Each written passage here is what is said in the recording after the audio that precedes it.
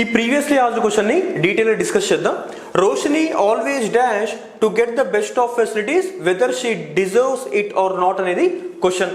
So ఈ sentence కనుక చూస్తే మనకి ఏ టెన్స్ లో ఉంది అని అంటే సింపుల్ ప్రజెంట్ టెన్స్ లో ఉంది. అది ఎలా చెప్పొచ్చు అని అంటే జనరల్ గా ఆల్వేస్ అనే వర్డ్ ఉంది చూడండి.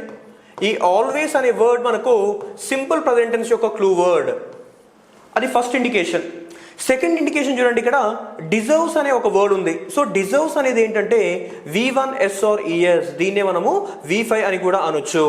ఓకే, ఒకసారి మనం స్ట్రక్చర్ చూద్దాం. సింపుల్ ప్రజెంట్ టెన్స్ యొక్క స్ట్రక్చర్ అది ఎలా రాస్తామంటే subject plus V1S or ES plus object అని మనం జనరల్గా స్ట్రక్చర్ రాస్తూ ఉంటాం సింపుల్ ప్రజెంట్ టెన్స్ యొక్క స్ట్రక్చర్. అయితే ఎప్పుడైనా కానీ మీకు I, we, you, they ఈ సబ్జెక్ట్స్ వచ్చాయనుకోండి, మనం ఏం రాస్తామంటే V1 రాస్తాము.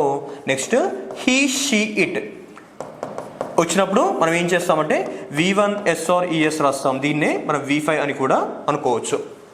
ఓకే, అయితే ఇక్కడ షీ అంటా ఉన్నాను. రోషిని అనే ఒక స్త్రీ కాబట్టి ఆ స్త్రీని మనము షీగా తీసుకుంటాము. షీ కాబట్టి షీ వచ్చినప్పుడు ఏం రావాలి?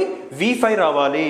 కాబట్టి ఇక్కడ చూడండి, వాంటింగ్ అనేది V4, V1 plus ING. Wanted ఇది V2 గా తీసుకోవచ్చు, లేదు అంటే V3 గా కూడా తీసుకోవచ్చు. వాంట్ అనేది మనం V1 గా తీసుకుంటాము.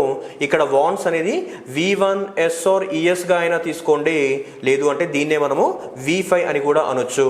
సో ఫైనల్ గా హీ, షీ, ఇట్ వచ్చినప్పుడు ఏం రావాలి? V1S or ES or V5 రావాలి. కాబట్టి ఇక్కడ ఆప్షన్ డి వస్తుంది, wants. Option D is right answer.